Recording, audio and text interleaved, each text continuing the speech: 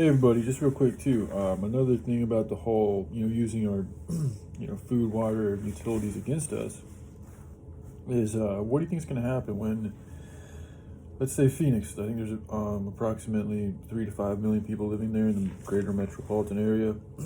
When they run out of water, you know, what we can last maybe 3 days without water, but how long do people start going crazy? How long until they start looking towards their, stately neighbors, just neighbors in general, and how long until the fighting starts over the water and the food and the gasoline? This is why, this is what they do, is they pit us against each other. So this whole trying to pick up guns and fight them like militia style, like we used to do, I really don't think that's going to happen.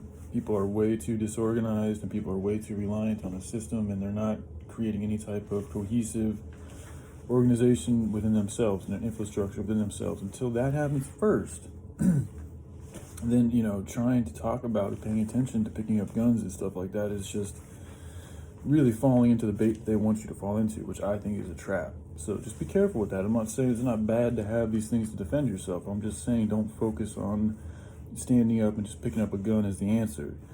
That's part of it. It's not even really part of it. It's really just a defensive measure that you can use if you really need to. But we really need to start working on our foods and get away from, it's also the spiritual lesson of enabling an evil empire to continue on when we know it's evil.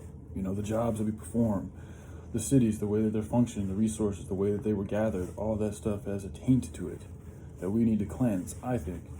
And that's it's just the start to, this whole changing of the reality here, and fighting back this beast system and learning from the lessons of paying our attention to money and not love.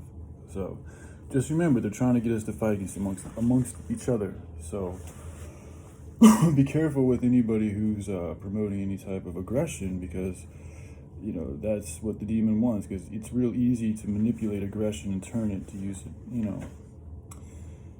It's just an easily manipulated force, aggression, because it feeds off of things that are stimulating it, and it's a very base. It doesn't have much patience, aggression. So when you don't have much patience, you're easily swayed, you could say.